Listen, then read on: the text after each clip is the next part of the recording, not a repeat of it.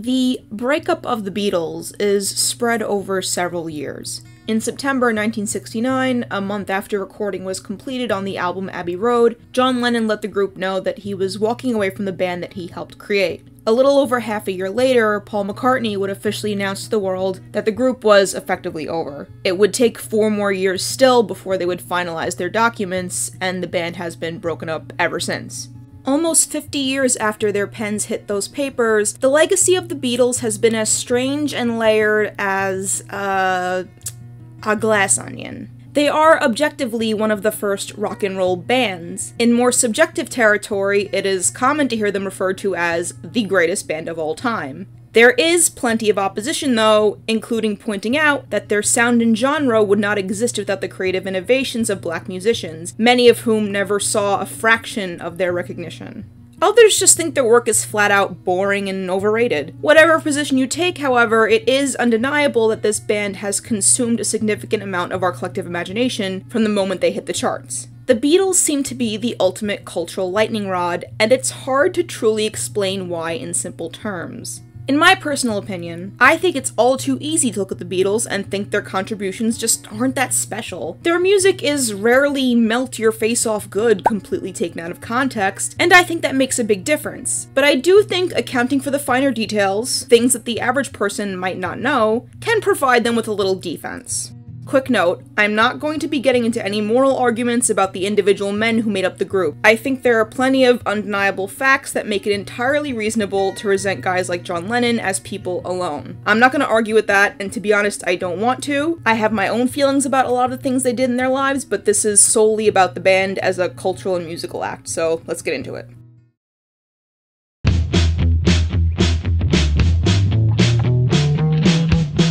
One might be inclined to ask, how did we get here? The band itself was just 4 guys from, some part of England I can't remember right now, I think Manchester? None of them lived in abject poverty, but they weren't exactly loaded.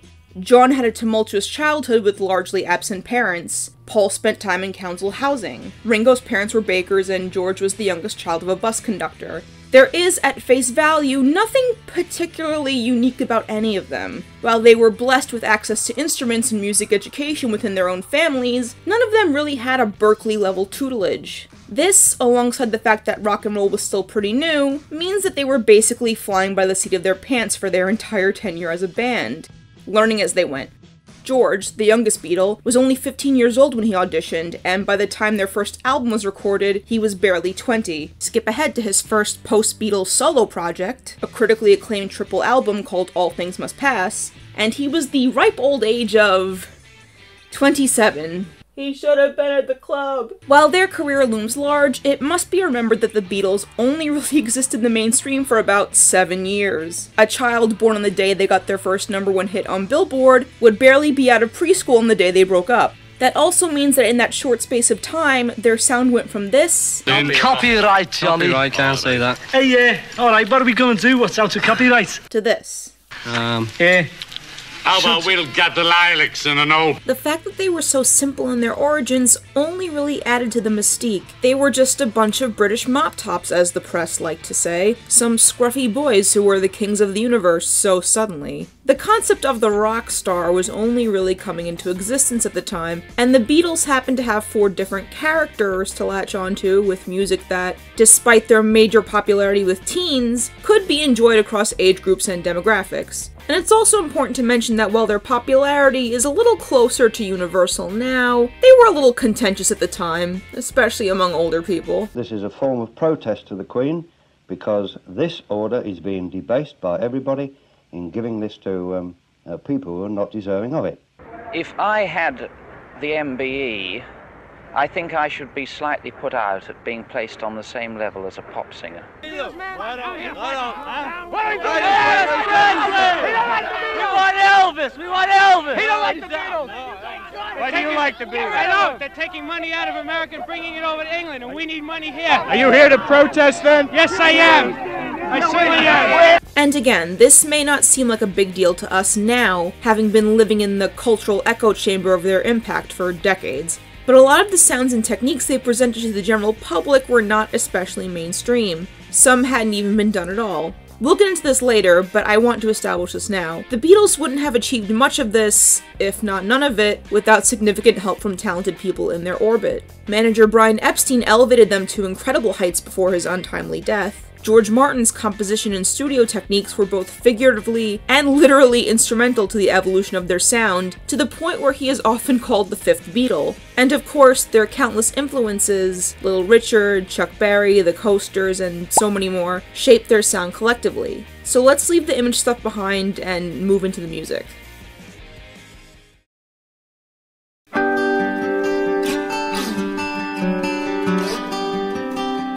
Let's get one main point out of the way. By and large, the Beatles wrote almost all of their own songs. For comparison, the vast majority of Elvis's biggest hits were not only not written by him, but many were also covers.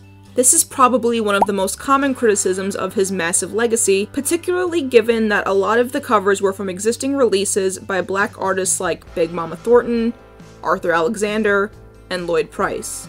But apart from that particular discussion, however, it has generally never been uncommon for hit songs to be associated with artists who didn't write them. The Beatles were part of a trend from the folk world that saw big music acts also penning their own chart toppers. This no doubt also played into the success of acts like Simon and Garfunkel, the Beach Boys, and Fleetwood Mac in this particular chunk of the 20th century. To start taking the temperature of their big influence and popularity, you have to really account for the circumstances. The first 3 or so years of Beatlemania had been physically and mentally exhausting, with the band often struggling to even hear themselves over the sound of screaming fans. This famously led to them ultimately deciding to stop touring altogether and focusing on honing their craft in the studio under George Martin's guidance. This alone is something that very few musicians can do today. In the internet era, where streaming dominates music and pays very little, merchandise and touring are some of the most important methods to be financially successful. The Beatles had the benefit of existing long before the internet itself was even a viable concept, when being able to push physical album sales was enough. In 2023, song royalties from mechanical sales, that's royalties from a song being pressed to a physical CD or individually bought, are almost a dime. For comparison, one Spotify stream is about 0.005 cents maximum. Earning $1 takes about 230 streams. If a contemporary band or singer decided to stop touring for the rest of their career tomorrow, they better be Taylor Swift level famous if they want to keep making money. And as a reminder, the Beatles never went on tour again after their last show in 1966. That's half their career without a formal live concert. Their ability to forego tours and stay cooped up in the studio with brilliant people who could coax greatness out of them was vital to their legacy. Rubber Soul, their first album where they began to truly pivot from a more derivative sound to something more original and innovative, is not considered a heavy hitter in the same way as Sgt. Pepper by most people, but it is arguably even more important. Every previous album had a fun, but nearly identical soundscape, high-energy rock and roll, with simple but catchy lyrics about love's ups and downs. Rubber Soul was more folk-oriented and introspective. If you look at the personnel from their previous album, Help, you see the instrumentation is mostly standard rock guitars, percussion, and some piano, plus a flute for one section of one song. Rubber Soul brought in additions like maracas, cowbell, and perhaps most notably, George Harrison's first attempt at playing sitar on a Beatles song. This was the first real schism in making the Beatles distinct. While a lifelong listener like me could easily claim that the first 5 albums before Rubber Soul are different, I can also easily imagine a casual listener finding them virtually interchangeable. As in, songs from Help could fit in on Beatles for Sale, songs from Please Please Me could fit on Hard Day's Night, and so on. Someone is sawing outside. Rubber Soul, however, marked the beginning of an era for the Beatles. Every album from that point on had a unique vibe that made overlap much more hard to imagine. Abbey Road was tight and polished. The White Album was almost like a sketchbook of concepts. Sgt. Pepper was psychedelic and punchy. And with these changes came constant evolution. I also believe novelty plays a big role. As I said, the Beatles were bringing sounds to the forefront of the mainstream that were bold and new to their fans, regardless of whether or not they were always the true inventors. If you start listening to the Beatles after several years of knowing a lot of music without them, I think it's a little harder to love them because nothing they do feels quite as special. By that point, their influence has already bled into culture, and the influences on them that yielded their music before that. The listening public of the 60s had the benefit of, well, being there when things were changing. And with every year, we get further and further from their innovation, and further away from any of it standing out. Even the methods of the Paul is dead joke conspiracy, which came after their last album was recorded and popularized conspiracy sleuthing through backwards music, has grown stale and cliche in itself. I've been listening to this band practically from birth. One of my first favorite songs was Penny Lane, because I'd experienced so little music, and it presented so many basic but beautiful musical concepts. Polished production, rich song structure, and a ton of expertly played instruments, including a harmonium, flutes, a bold piccolo trumpet, and a fucking flugelhorn. All that being said, I'm not sure I'd have been as wowed if I'd heard it for the first time when I was like 20. But who knows, I've listened to songs like Tell Me Why that I've known for decades and have been re-amazed by them. I didn't listen to Pet Sounds until I was well into adulthood, and it's one of my favorite albums of all time. It's not a hard and fast rule, but I certainly believe it can and does play a role for a lot of people. This doesn't mean the music is any better or worse, but it does mean there's a lot of context that needs to be weighed in this little debate. Circumstances and songwriting talent alike perfectly positioned for everyday guys to be at the nexus of musical innovation. But how do we measure that innovation?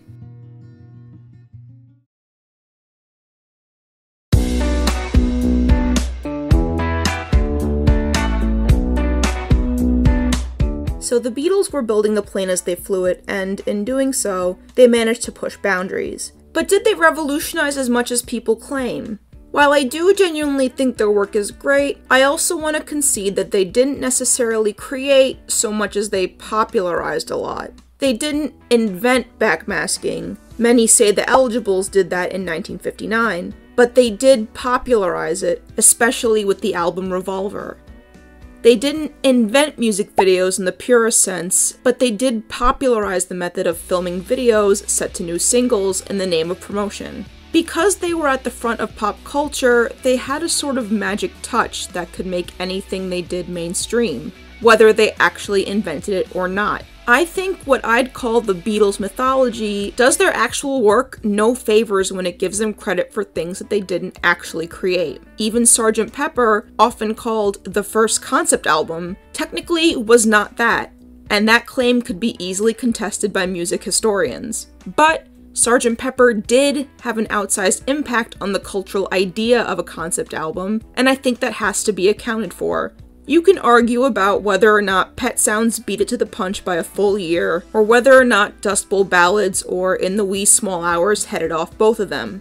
But the impact and execution of Sgt. Pepper was at the nexus of inspiring artists for generations to come, and I believe that counts for something. The question of when, where, and how to give credit in the arts, and music in particular, is another eternal question, and I think one with much higher stakes. All art is a product of the culture around it, and every great artist has a lot of influences that have shaped them. It's vital to creation. But art also doesn't exist in a vacuum, and it's hard to parse what credit where credit is due really means when we live in a world that has a lot of unfairness at play. A hard fact is that a lot of white rock stars were able to elevate the genre to mainstream status and become incredibly famous, in large part due to the innovation of black musicians. This was also during the 50s and 60s, the era of Jim Crow, school segregation, and highly publicized civil rights activism. The Beatles certainly owe a lot of their artistic palette to black music, but I also do think that's an opinion they'd all readily agree with. The difficult question is delineating where proper credit begins and ends, and it's a question that has permeated music for basically every decade since they broke up, and has maybe only grown larger as the impact of black art on music has grown and grown. I don't think it's wrong to say that the Beatles were innovative, but I also completely understand those who are jaded about the amount of credit they get and how they get it. I think the best thing for the band's legacy is to be straightforward. They put a lot of work into elevating their sound, but it was, like almost all great art, benefited by those who helped pave the way. I don't think there's anything wrong with that, as long as we're honest about it. I've spoken to people who were alive for Beatlemania, and they've told me that things like Rubber Soul and Sgt. Pepper and the Penny Lane music video drop were pivotal moments in their consciousness. Whether they were the inventors of these things they made common in the purest sense could be debated forever, but the impact is pretty objectively true. There is an argument to be made as to whether or not popularizing has as much merit as whole cloth invention, or any merit at all, but I do think it counts for something in some way. Hard-hitting analysis here, I know. So maybe the Beatles were equal parts brilliant as they were blessed by circumstances and great influences. The circumstances to not tour, to be historically positioned to refurbish existing concepts in new ways that completely changed their industry, to have the time and resources to learn as they went from the greats after starting from a pretty low level of technical knowledge. I could go on, but there's another factor to discuss. Their group status.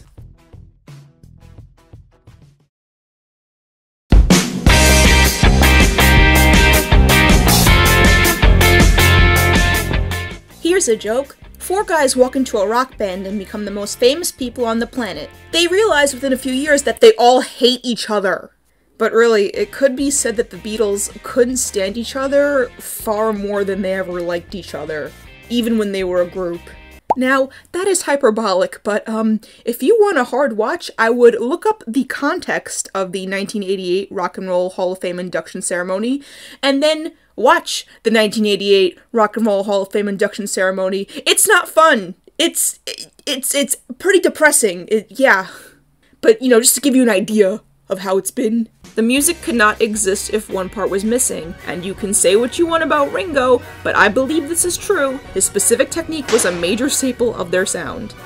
They were seemingly at their best as a group, but struggled to function as one as time went on. George, in particular, faced a lot of frustration as he began to really show his skills as a songwriter, but found himself often fighting against what felt like the Lennon-McCartney project. There are more songs on All Things Must Pass than there are songs that Harrison wrote for the Beatles in their entire time as a band. Though even beyond All Things Must Pass being rejected in recording sessions, or Ringo temporarily quitting, the bad blood between John and Paul was its own story. The two had been best friends since childhood. They're considered one of the greatest songwriting duos, but friction always seemed to exist. They went at it for long after the breakup, practically up until Lennon's passing. Even on Paul's track memorializing him, Here Today, he says he assumes John would laugh at his sentimentality and say they were worlds apart. To describe it as simple acrimony and growing up isn't really fair. There had been a series of major events that impacted them both collectively and individually. Contrary to what some may claim, there is no one big event that broke up the Beatles. Brian Epstein's untimely passing, John Lennon's intense love for Yoko Ono, Paul's perfectionist tendencies. These are just a few pieces of a giant pile of reasons. That being said, it could be argued that this was where, quite literally, each member's peak ended. The Beatles were probably at their most successful when they were the Beatles. Each member had plenty of individual success, but it's rarely universally agreed that one had a solo career leagues above the rest. The Beatles didn't really have a Beyoncé. Just kidding, it was George.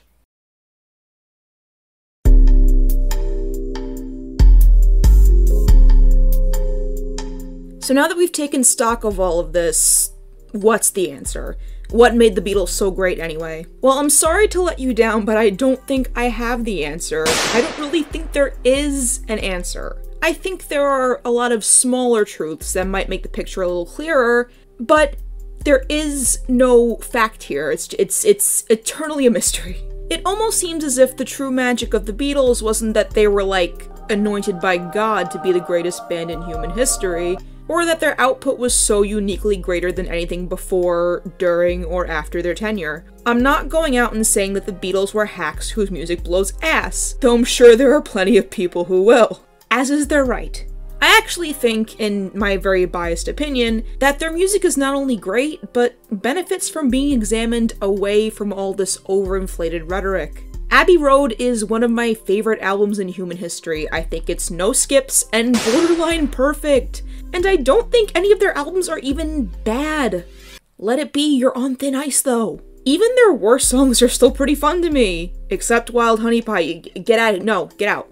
But I do also believe random fate has as much of a role in the legacy of the Beatles as their actual music skill, if not sometimes more. They're not solely famous because they were in the right place at the right time. They are not solely famous because they were simply the best of all time.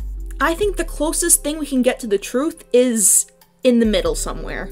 They began as a paint-by-numbers act typical of their time that leaned hard into the resources available to them to hone their skills and continually elevate at a time where culture and music alike were undergoing major shifts. They also chased and helped mold major trends in the arts, and they almost became an easy visual and musical way to trace the rapid movement of the cultural zeitgeist in the 1960s. The biggest artists of their time period are typically a reflection of their era, and the Beatles reflected the multi-layered, rapidly moving times of the 1960s expertly. They're a perfect time capsule, a small but huge moment in cultural history that had a lot to say about the era it happened in. Even their music said a lot about what was going on in the culture around them in 3 minutes or less. And unlike Madonna or Pink Floyd or a lot of other musicians representing cultural touchstones out there, they were here and gone in a flash and never really did come back. That mystique counts for a lot. They're effectively a ghost of pop culture past, and to a lot of people, the music isn't so bad either. Whether it was bucking social concepts of self-expression by reappearing abruptly with ultra-long hair and psychedelic clothes, or seeking to enlighten themselves by traveling to India, they effectively matured on the global stage at a time of massive social shifting, and their trajectory seemed to reflect much of the shifting world around them, a sort of bellwether that everyone could easily watch.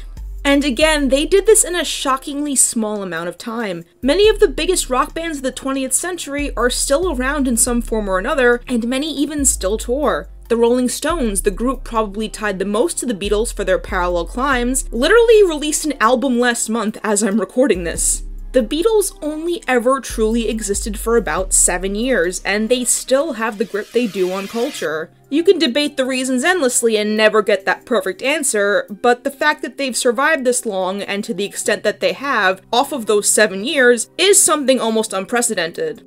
At face value, divorced from all the legends, the Beatles border on unassuming. They're 4 formerly working-class guys from a city in Merseyside, and they happen to capitalize extremely well on being in the right place at the right time, several times, and having a strong knack for catchy songwriting.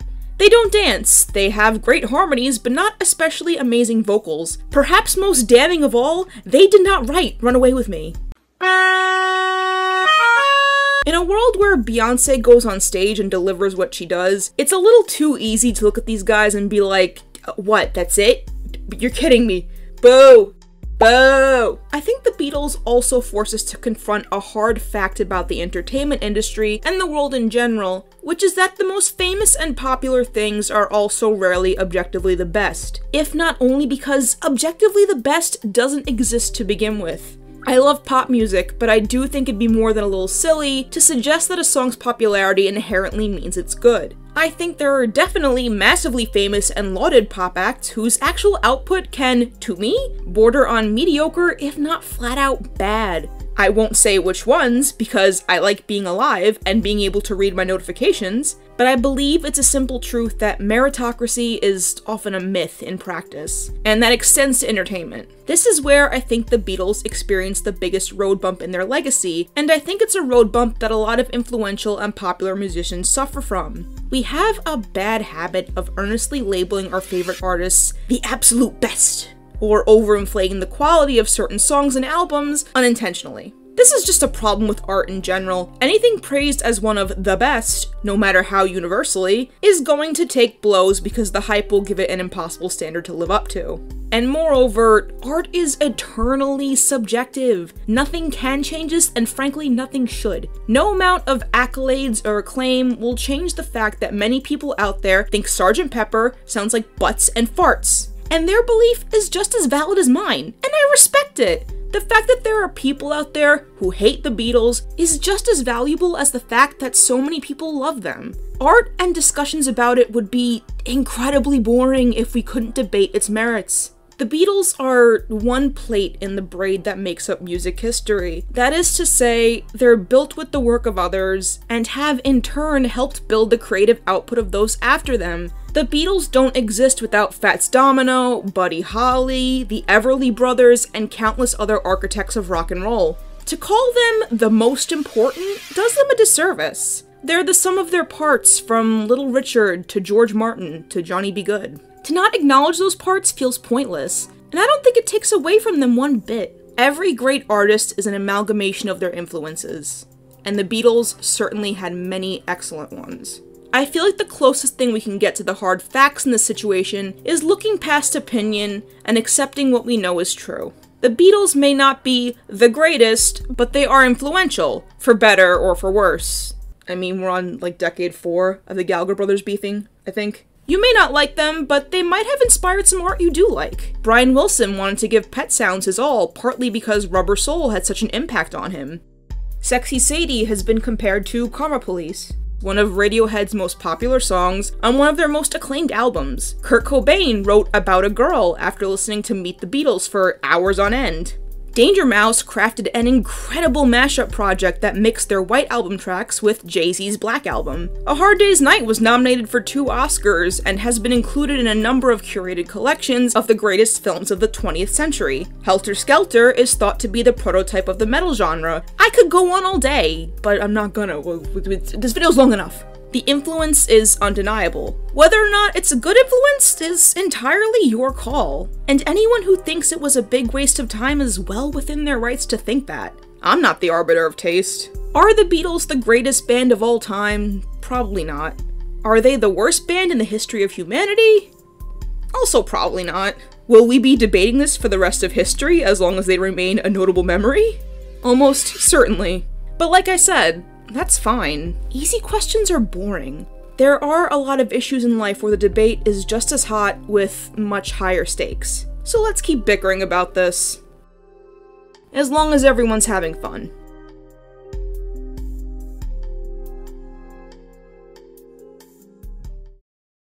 So, what do you think of the Beatles?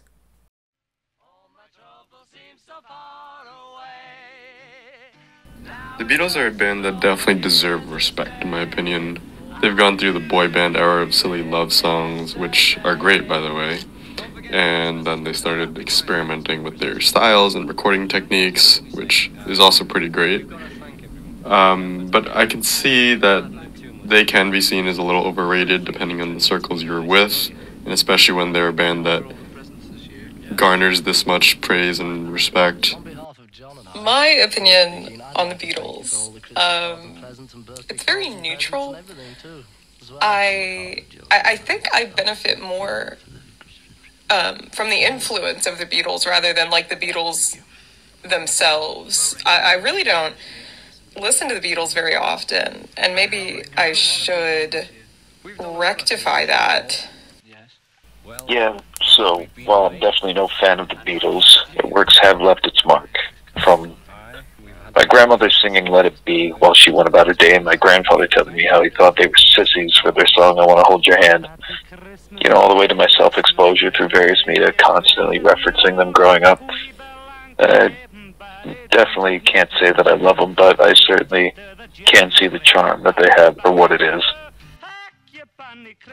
I want you to tell me, this is for something I'm working on, what is your opinion on the Beatles? What's my opinion for the Beatles? Yeah. Best rock band ever. Like what was the thing they did that was most earth-shaking to you as someone who was there at the time? Like, what was the biggest shake-up? Wow, that was their hair. Their hair and their attitude, their cheekiness. Everything about them was they were refreshing. They came at a time right after Kennedy was shot, and they brought us up, and they redeemed us in a way. They made us open up our minds. The Beatles only ever rose to prominence because they existed in an era where people couldn't have sex.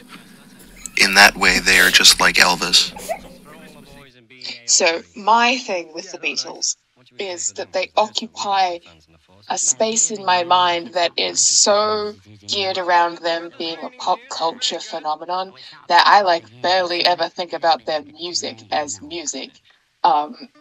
like, you asked me about the Beatles, and I think of Beatlemania. I think of their stupid haircuts. I think of the fact that they had that insane animated movie. I think about them getting back together to play on the roof. I think about how they've just been referenced in everything ever. And I sort of forget that they have music. I'll be in a grocery store and fucking Octopus's Garden starts playing over the Muzak speakers, and I'll be like, oh yeah, this is a nice song. This is kind of cute. All right, fade it there, Charlie. Thanks, Okay, put the red lights off. This is Johnny Rhythm just saying good night to you all, and God bless you. All right, well, that's got it done then. What are we going to do now? Has he turned it off? I think he has. Have you turned it off, lad? Hey, Basher. And they're still the same. Turned it off, Basher.